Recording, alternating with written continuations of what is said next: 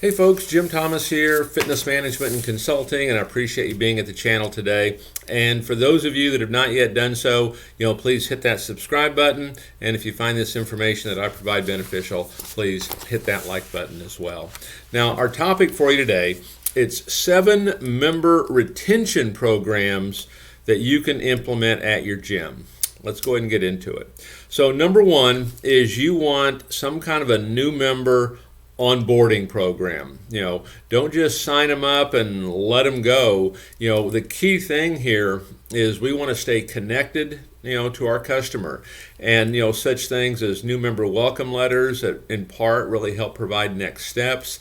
We want to have new member nurturing programs whereby we're trying to incentivize and motivate and educate, getting people to use the gym, 20 times first 60 days, because, all the data tells us, these are the folks who are going to stay with us long term. So make sure you sit down and really walk this through for what it means for your facility, but you want a new member onboarding program.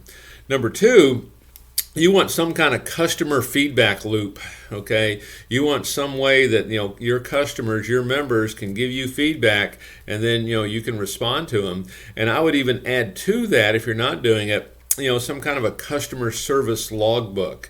That could be an online doc or it can be an actual book, but when customers come in and talk to you at the front, or they call and they have questions, comments, complaints, concerns, it goes into that customer service logbook. We follow up on it and we get back with them. So you want some kind of a member feedback, a customer feedback loop, customer service logbook, things of that nature.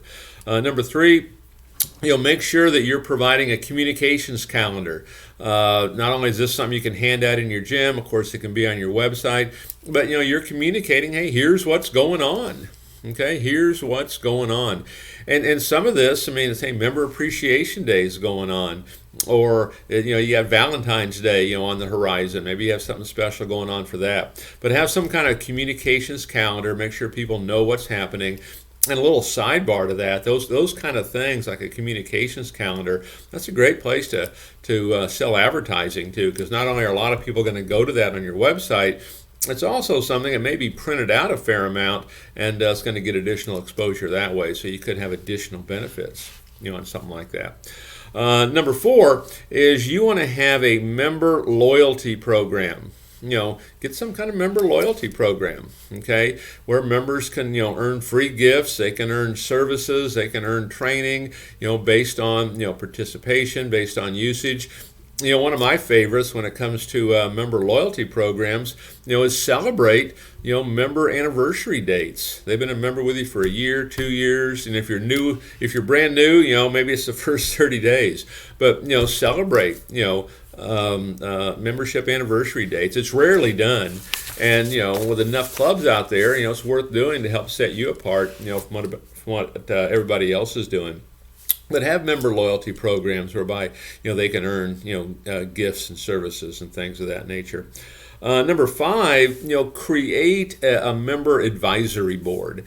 And we recommend this in terms of working for certainty. Okay, we like to have a kind of a doctor-led advisory board to create certainty in the community, certainty with our prospects and our customers and our staff. But also you have members on that advisory board. And this is not a costly thing for you. This is just one more way to get additional feedback, get additional guidance on what people are thinking and what they want. Okay, and this could tie into club enhancement programs and a lot of things like that. So, think about some kind of a member advisory board, a doctor-led advisory board that can include a member or two on that advisory board.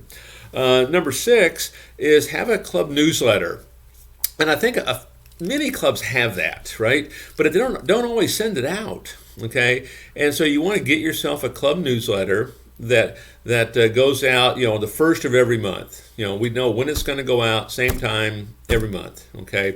But on that newsletter, it's not to be a duplication of what you've been posting on social media. This is something different, okay? Don't make it the same thing that they're seeing on social media. So have that monthly newsletter that goes out. And for the most part, what I would suggest on there, you can have link backs to, other things, community calendars and things like that. You can have link backs, but make that newsletter maybe a how-to, different things they can do. Hey, if they're traveling, here's things you can do to stay in shape. If you're traveling, here's things you can do to stay on course with proper eating. But make sure it goes out regular, first of every month, if that's when you send it. And then you can create links in there too. But the big mistake I see on this is A, we really don't do it like we could or should, but then B, if we do, it's more of a duplication of what they've already seen on social media. So let's don't make it that. And then finally, number 7, have a member education program. Okay, let's work to educate our members, how to use the equipment, how often should they do cardio, how often should they weight train, how do these different exercises work, what's the benefits of group exercise, okay, have programs in place to truly educate, your customers. So 7 member retention programs, seven different things that you can do to improve the retention in your gym. And the big thing I would remind you of is that when it comes to retention, it's really everything that you do. Everything that you do is tied to retention.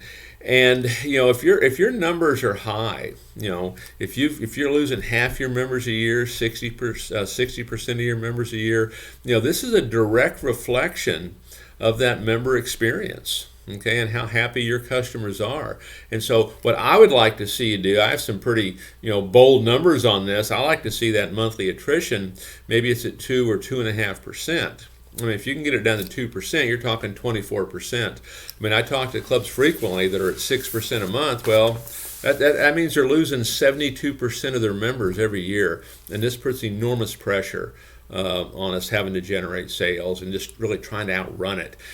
Let's treat this. We got sales and we got retention, 1 and 1A. They're right there together. So look at these programs. If you're not doing these, start to implement some of this. Start to track your numbers, know where you're at, and watch your profits soar. Folks, my name is Jim Thomas. My company is Fitness Management and Consulting. Appreciate you being here today. And if you've not yet done so, please hit that subscribe button.